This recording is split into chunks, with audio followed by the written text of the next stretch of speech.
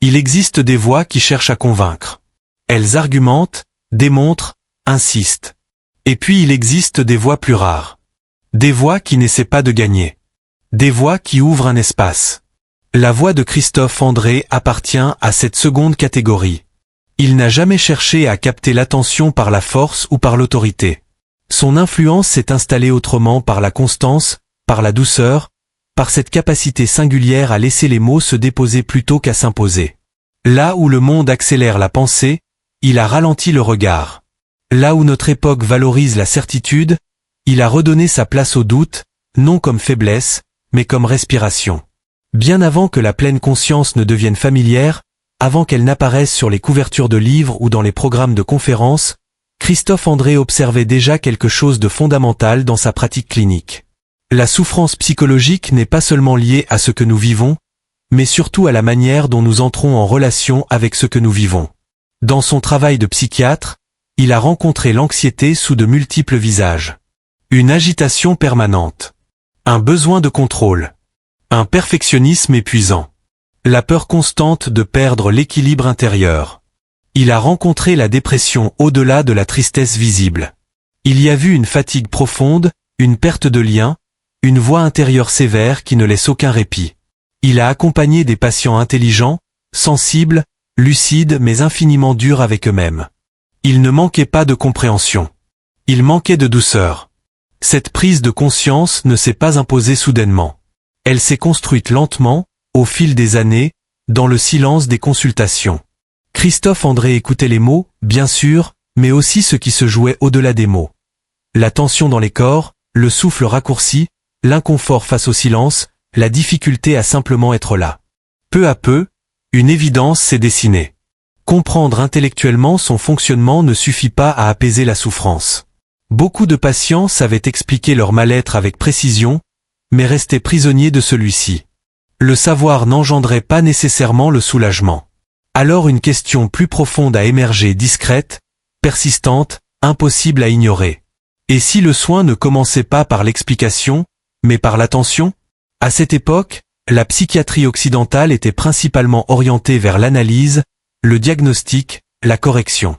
Des outils précieux, indispensables même. Mais il laissait souvent de côté l'expérience vécue, instant après instant les sensations, le dialogue intérieur, le climat émotionnel changeant qui traverse chaque être humain. Christophe André a alors commencé à chercher d'autres voies. Non pas des méthodes visant à supprimer les symptômes, mais des approches capables de transformer la relation que les patients entretiennent avec eux-mêmes. Non pas des stratégies fondées sur la maîtrise, mais des pratiques fondées sur la présence. Cette recherche l'a conduit vers la pleine conscience. Non pas comme une philosophie abstraite. Non pas comme une échappatoire spirituelle. Mais comme une compétence psychologique profondément humaine. La pleine conscience, telle qu'il la concevait, était cette capacité à être présent à l'expérience, pensée, émotion, sensation corporelle sans chercher immédiatement à corriger, à fuir ou à juger. Une définition simple en apparence, mais exigeante dans sa mise en pratique. S'asseoir avec ce qui est. Observer sans se crisper. Accueillir sans se résigner. Pour beaucoup de patients, ce territoire était inconnu. Ils avaient passé des années à lutter contre leur monde intérieur, repousser l'anxiété, contredire leurs pensées, considérer leurs émotions comme des faiblesses. La pleine conscience proposait un renversement radical. Cesser le combat contre l'esprit, et commencer à l'écouter. Christophe André n'a jamais présenté cette approche comme une solution miracle. Il l'a introduite avec prudence, ancrée dans le réalisme clinique. La pleine conscience ne supprime pas la douleur. Elle ne promet pas le bonheur permanent. Mais elle permet de réduire une part essentielle de la souffrance, celle que nous ajoutons par la peur, la résistance et la violence envers nous-mêmes. Lorsqu'il a commencé à intégrer les pratiques de pleine conscience dans les thérapies, notamment auprès de personnes souffrant de troubles anxieux ou de dépression récurrente, un changement subtil s'est opéré. Le rythme des séances s'est apaisé. Le silence est devenu porteur de sens. Les patients ont appris à reconnaître leurs réactions internes avant d'être submergés par elles. Une sensation de panique, autrefois terrifiante, devenait un signal. Une pensée négative, autrefois absolue, devenait un phénomène passager. Une émotion rejetée devenait progressivement tolérable. Il ne s'agissait pas de passivité. Il s'agissait de clarté. Christophe André insistait sur le fait que la pleine conscience est une attention active, stable, curieuse, bienveillante. Elle demande du courage. Le courage de rester présent lorsque l'inconfort apparaît. Le courage de ne plus se réfugier systématiquement dans la distraction ou le contrôle. Certains doutaient. S'asseoir en silence, observer sa respiration, semblait presque naïf dans un contexte médical. Mais les résultats parlaient d'eux-mêmes. Les patients engagés dans cette pratique rapportaient une meilleure régulation émotionnelle, moins de rechutes, et un sentiment croissant de stabilité intérieure. Malgré cela, Christophe André est toujours resté vigilant. Il refusait de transformer la pleine conscience en un outil de performance personnelle. Pour lui, ce n'était pas une exigence de plus imposée à des individus déjà épuisés. C'était une autorisation, celle de ralentir, de ressentir, d'exister sans évaluation permanente. Ce qui distinguait profondément son approche, c'était le ton. Il ne présentait jamais la pleine conscience comme un état supérieur à atteindre, mais comme une posture humaine à cultiver. Il parlait ouvertement de distraction, d'impatience, de résistance, non comme des échecs, mais comme des composantes normales du chemin. Cette honnêteté a créé la confiance. Peu à peu, Christophe André est devenu un pont entre la science et l'expérience vécue, entre la psychologie et la contemplation, entre la souffrance et l'acceptation. Il a traduit la pleine conscience dans un langage respectueux à la fois de la rigueur clinique et de la vulnérabilité humaine. Il ne l'a pas présenté comme quelque chose d'exotique. Il l'a enraciné dans la vie quotidienne. Marcher, respirer, écouter, manger, attendre. Les moments ordinaires sont devenus des espaces de pratique. La présence n'était plus réservée à des circonstances exceptionnelles, elle devenait accessible. Et surtout, il a réintroduit la bienveillance dans le champ de la santé mentale. Bienveillance envers les émotions. Bienveillance envers l'imperfection. Bienveillance envers le rythme lent du changement. À la fin de cette première étape de son travail, Christophe André ne se contentait plus de traiter des symptômes. Il apprenait aux patients à se rencontrer autrement, non comme des problèmes à résoudre, mais comme des processus vivants à accompagner. Ce déplacement peut sembler discret. Mais son impact a été immense. Il a marqué l'émergence d'un nouveau langage thérapeutique en France, un langage qui ne crie pas, mais qui touche profondément. Et ce n'était que le commencement. Car à mesure que son travail évoluait, une évidence s'imposait. La pleine conscience n'était pas seulement une méthode clinique. C'était une manière de restaurer une capacité oubliée, celle d'habiter sa vie intérieure sans peur. L'une des premières leçons que propose la pleine conscience est d'une simplicité trompeuse. Une simplicité telle qu'elle est souvent mal comprise. Elle nous dit ceci. Il est possible d'observer ce qui se passe en nous sans y réagir immédiatement. À première vue, cela peut sembler banal. Pourtant, dans la pratique, il s'agit d'un basculement profond. Car la plupart d'entre nous vivent dans la réaction permanente. Une pensée surgit, et nous la suivons. Une émotion apparaît, et nous cherchons aussitôt à la repousser ou à la fuir. Une sensation se manifeste, et nous la jugeons avant même de l'avoir réellement ressentie. La pleine conscience introduit une pause. Une pause brève. Parfois fragile. Souvent discrète. Mais une pause puissante. Dans cet espace minuscule entre ce qui survient et notre réponse automatique, quelque chose de fondamental se produit. Nous cessons d'être emportés par notre expérience intérieure et commençons à entrer en relation avec elle. L'esprit n'est plus seulement un juge ou un chef d'orchestre, il devient un observateur. Dans les thérapies fondées sur la pleine conscience, cette pause devient un terrain d'apprentissage central. Les patients apprennent à remarquer l'apparition d'une pensée sans la croire entièrement. Une pensée n'est plus vécue comme un verdict ou une vérité absolue, mais comme un événement mental, quelque chose qui apparaît, persiste un moment, puis disparaît. L'anxiété peut monter, sans être immédiatement interprétée comme un danger. La tristesse peut être ressentie, sans devenir une identité. La peur peut se faire entendre, sans être automatiquement suivie. Cela ne supprime pas la douleur. Mais cela supprime l'isolement. La souffrance devient moins écrasante lorsqu'elle est rencontrée avec attention plutôt qu'avec résistance. L'individu ne se sent plus englouti par ce qu'il ressent. Il se tient à côté de son expérience, respirant avec elle, la laissant évoluer. Christophe André a souvent souligné combien la vie moderne entraîne l'esprit à juger sans relâche. Dès le plus jeune âge, nous apprenons à nous évaluer constamment notre efficacité, nos émotions, notre valeur personnelle. L'esprit devient un tribunal intérieur qui ne connaît pas le repos. Chaque expérience est analysée, mesurée, comparée. La pleine conscience interrompt ce jugement automatique. Elle ne le remplace pas par une pensée positive forcée. Elle ne cherche pas à le contredire. Elle cesse simplement d'y participer. À la place, elle instaure une posture différente, une présence attentive, sans commentaire. Cette présence n'est ni passive ni détachée. Elle est éveillée, engagée, curieuse. Elle observe sans chercher à corriger. Elle permet à l'expérience d'exister sans la transformer immédiatement en problème. Au début, beaucoup résistent à cette approche. S'asseoir en silence avec sa respiration peut être inconfortable, voire menaçant. L'absence de distraction laisse émerger ce qui a longtemps été évité. Les pensées se multiplient. Les souvenirs remontent. L'agitation augmente. L'esprit proteste. Christophe André n'a jamais minimisé cette difficulté. Au contraire, il l'a normalisée. Il rappelait souvent que l'esprit n'a jamais été entraîné à se reposer. Attendre un calme immédiat revient à espérer qu'une mer agitée devienne lisse sur simple ordre. Les vagues n'obéissent pas. La pratique n'est pas de forcer la tranquillité mais de rester. Rester avec la respiration, même lorsqu'elle est irrégulière. Rester avec les sensations corporelles, même lorsqu'elles sont inconfortables.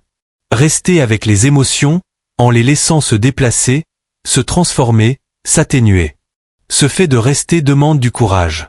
Avec le temps, par la répétition plutôt que par l'effort, quelque chose commence à changer. Les patients reconnaissent des schémas. Ils voient comment l'anxiété se nourrit de l'anticipation, comment elle projette vers des futurs qui n'existent pas encore. Ils observent la rumination tourner en boucle, recyclant les mêmes récits sans issue. Ils perçoivent comment l'autocritique se déguise en motivation, promettant l'amélioration tout en provoquant l'épuisement. Cette prise de conscience crée de l'espace. Et dans cet espace, un choix devient possible. Pour la première fois, les individus réalisent qu'ils ne sont pas obligés de suivre chaque impulsion mentale. Ils peuvent s'arrêter. Répondre autrement. Choisir la présence plutôt que la panique, la curiosité plutôt que la condamnation. Un pilier central de l'approche de Christophe André est l'acceptation émotionnelle. Il distinguait soigneusement l'acceptation de la résignation. Accepter ne signifie pas aimer ce que l'on ressent, ni renoncer au changement. Cela signifie reconnaître la réalité telle qu'elle est, sans ajouter de couches de lutte. L'anxiété acceptée devient une information. La tristesse acceptée devient un mouvement. La colère acceptée devient une énergie orientable plutôt qu'une force refoulée.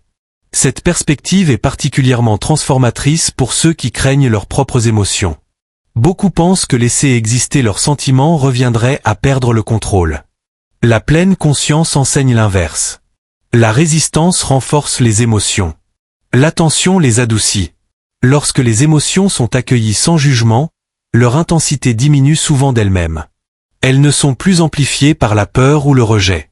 Elles deviennent des états temporaires plutôt que des vérités définitives. Une autre dimension essentielle du travail de Christophe André est la compassion envers soi-même. Au fil des années, il a observé quelque chose de frappant. De nombreux patients ne parleraient jamais à un autre être humain comme ils se parlent à eux-mêmes. Leur dialogue intérieur est dur, impatient, impitoyable. Les erreurs sont grossies. Les faiblesses sont condamnées. La souffrance est vécue comme un échec. La pleine conscience rend cette voix intérieure visible. Et avec cette visibilité apparaît la possibilité de la transformer. La compassion envers soi, telle que la présentait Christophe André, n'était ni indulgence ni complaisance. C'était un acte de courage. Le courage de répondre à la souffrance par le soin plutôt que par le blâme. Le courage de remplacer la punition par la compréhension. Les patients apprennent alors à poser d'autres questions. Non plus, qu'est-ce qui ne va pas chez moi? Mais, que se passe-t-il en moi, ici et maintenant? Non plus, pourquoi suis-je comme ça? Mais, de quoi ai-je besoin en cet instant? Ces déplacements peuvent sembler subtils, mais ils transforment profondément le processus thérapeutique. La guérison ne dépend plus uniquement de la volonté ou de l'analyse. Elle se développe dans un climat de sécurité intérieure. Lorsque l'esprit se sent moins attaqué, il devient plus souple. Lorsque l'environnement intérieur s'adoucit, le changement devient possible. Christophe André accordait également une grande importance au corps comme point d'ancrage. Dans un monde dominé par l'activité mentale, le corps offre l'immédiateté. Les sensations sont toujours présentes. La respiration se poursuit sans effort. La posture et le mouvement ramènent à l'instant présent, le seul lieu où une transformation réelle peut se produire. En revenant au corps, les patients redécouvrent une stabilité sous la turbulence mentale. Le souffle devient un repère, non pas un outil de contrôle des émotions, mais un compagnon dans la difficulté. Il rappelle que la vie continue, instant après instant, même lorsque l'esprit se sent dépassé.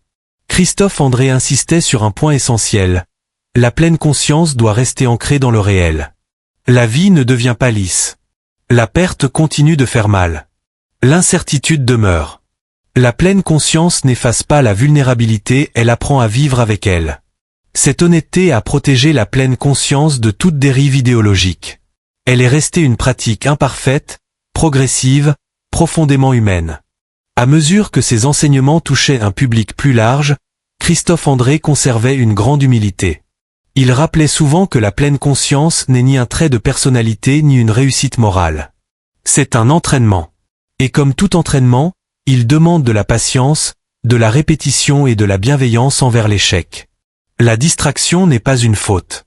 La difficulté n'est pas un défaut. La lutte n'est pas un signe d'insuffisance. Elles font partie du chemin. C'est cette vision qui a rendu la pleine conscience accessible. Elle n'appartenait pas à une élite ou à des figures idéalisées. Elle appartenait à des personnes ordinaires, vivant des vies ordinaires, parents, travailleurs, étudiants, individus confrontés à la maladie, au doute, au changement. Ainsi, la pleine conscience n'est pas devenue un moyen d'échapper à la vie, mais une manière de la rencontrer pleinement. Et au cœur du travail de Christophe André se trouve une idée simple et radicale. La santé mentale n'est pas l'absence de douleur, mais la capacité à entrer en relation avec l'expérience de manière juste. Non pas éliminer la difficulté, mais cultiver la présence. Grâce à la pleine conscience, les patients ont compris qu'ils ne sont pas des systèmes défectueux à réparer, mais des êtres vivants capables d'attention, d'adaptation et de soins. Cette compréhension ne crie pas. Elle n'exige rien. Elle attend patiemment que la conscience revienne. La distraction n'est pas une erreur. L'impatience n'est pas un défaut. La difficulté fait partie du chemin. Cette attitude a profondément résonné. Les personnes ne se sentaient pas instruites, mais invitées. Soutenues plutôt que jugées. Avec le temps, la thérapie fondée sur la pleine conscience est devenue bien plus qu'un outil de soin. Elle est devenue une manière de comprendre la santé mentale elle-même, non pas comme l'absence de détresse, mais comme la capacité à se relier avec justesse à l'expérience vécue. Christophe André a contribué à normaliser les fluctuations émotionnelles. Il nous rappelait que le bien-être n'est pas un état permanent, mais un équilibre dynamique. Certains jours sont ouverts et légers, d'autres lourds et fermés. La pleine conscience ne promet pas une paix constante, elle offre une continuité à travers le changement. L'une des contributions les plus importantes de son travail durant cette période fut la restauration de la confiance. Confiance dans la capacité de l'esprit à s'observer lui-même, confiance dans les émotions en tant que messagères, confiance dans la patience comme forme d'intelligence. Grâce à la pleine conscience, les patients ont appris qu'ils ne sont pas des systèmes défaillants à réparer, mais des êtres vivants capables d'adaptation. Et peu à peu, la thérapie s'est transformée. Les séances sont devenues des espaces d'apprentissage plutôt que de correction. La souffrance était abordée avec curiosité plutôt qu'avec urgence. Le progrès ne se mesurait plus seulement par la diminution des symptômes, mais par une présence accrue, une plus grande souplesse intérieure, et une bienveillance envers soi-même. Ce ne fut pas une révolution proclamée à haute voix. Ce fut un déplacement silencieux. Un changement discret qui a transformé la manière dont les personnes s'écoutaient, et la façon dont la psychiatrie pouvait rencontrer l'expérience humaine avec dignité. Avec le temps, le travail de Christophe André a dépassé les cabinets de consultation et les cadres cliniques. Sans chercher l'influence, il est devenu un repère, non pas une autorité, mais une présence rassurante. Sa voix est entrée dans les foyers, les bibliothèques, les écoles, et dans ces moments intimes de doute silencieux. Ce que les gens reconnaissaient en lui, ce n'était pas la certitude, mais la stabilité. Dans une société saturée de bruit, d'opinion et d'urgence, Christophe André incarnait un autre rythme. Il rappelait que la santé mentale ne se construit pas par la pression, mais par l'attention. Non par l'amélioration constante de soi, mais par la compréhension. L'un des aspects les plus puissants de son héritage est la manière dont il a redéfini la vulnérabilité. Au lieu de la considérer comme une faiblesse à dépasser, il la présentait comme une condition fondamentale du vivant. Les émotions n'étaient plus des obstacles sur le chemin du bien-être, elles devenaient le chemin lui-même. Dans sa vision, la pleine conscience devenait une manière de marcher aux côtés de l'expérience, plutôt que de tenter de la précéder. Il soulignait souvent que la souffrance ne provient pas uniquement des événements, mais de l'histoire que nous nous racontons à leur sujet. La pleine conscience interrompt doucement cette boucle narrative. Elle crée un espace entre ce qui se produit et la manière dont nous l'interprétons. Et dans cet espace, la liberté grandit. Christophe André a aidé chacun à comprendre que les pensées ne sont pas des ordres. Elles apparaissent, demeurent un instant, puis se dissipent. Observées avec clarté, elles perdent leur pouvoir de définir l'identité. Une pensée de peur ne rend pas fragile. Un moment de tristesse n'efface pas la force intérieure. Cette perspective a transformé des vies en silence. Les lecteurs de ces livres ont découvert une permission, la permission de ralentir, de ressentir sans justification, de se reposer sans culpabilité. Les patients ont trouvé des mots pour des expériences longtemps restées sans langage.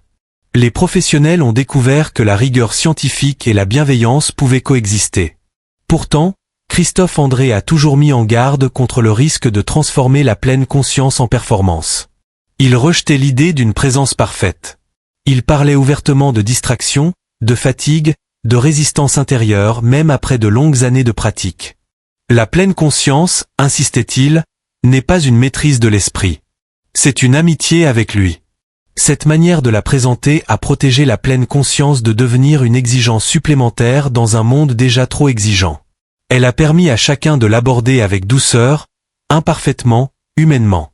Une autre contribution durable de son travail est l'accent mis sur la continuité. La santé mentale n'est pas une destination atteinte une fois pour toutes. C'est un processus fragile, adaptable, vivant. La pleine conscience soutient ce processus en offrant un point de référence stable au milieu du changement. La respiration continue. La conscience demeure. Le moment présent reste accessible. À travers la maladie, le stress, le vieillissement et la perte, ces ancrages restent disponibles. Le message de Christophe André n'a jamais été que la vie devient plus facile, mais que nous devenons plus capables de l'affronter. À mesure que son influence grandissait, il est resté profondément ancré. Il évitait les promesses grandioses. Il résistait aux simplifications. Il respectait la complexité scientifique autant qu'émotionnelle. Cette intégrité renforçait la confiance.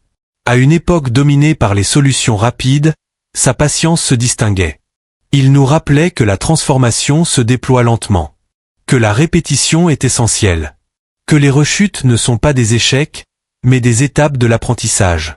Cette vision résonnait profondément avec les réalités de la psychologie humaine. Peut-être que l'élément le plus durable de son héritage est la dignité qu'il a rendue à l'expérience intérieure. Les émotions n'étaient plus des symptômes à éliminer, mais des signaux à comprendre. Le silence n'était plus vide, mais porteur de sens. L'immobilité n'était plus passive, mais vivante. À travers la thérapie fondée sur la pleine conscience, Christophe André a contribué à transformer notre manière d'approcher la souffrance, non comme un ennemi à vaincre, mais comme une condition à accompagner avec sagesse. Cette approche ne promet pas l'immunité contre la douleur. Elle offre quelque chose de plus durable, une résilience enracinée dans la présence. Aujourd'hui, son influence se ressent non seulement dans les modèles thérapeutiques, mais aussi dans les gestes quotidiens, faire une pause avant de réagir, respirer dans la difficulté, écouter sans se précipiter pour répondre. De petits actes. Des déplacements silencieux. Des effets durables. Christophe André n'a jamais cherché à changer le monde bruyamment. Il a changé la manière dont chacun se rencontre lui-même, instant après instant, souffle après souffle. Et ce faisant, il a laissé bien plus que des méthodes ou des théories. Il a laissé une manière d'être. Une manière qui nous rappelle que le calme n'est pas l'absence de tempête, mais la capacité de rester présent pendant qu'elle passe.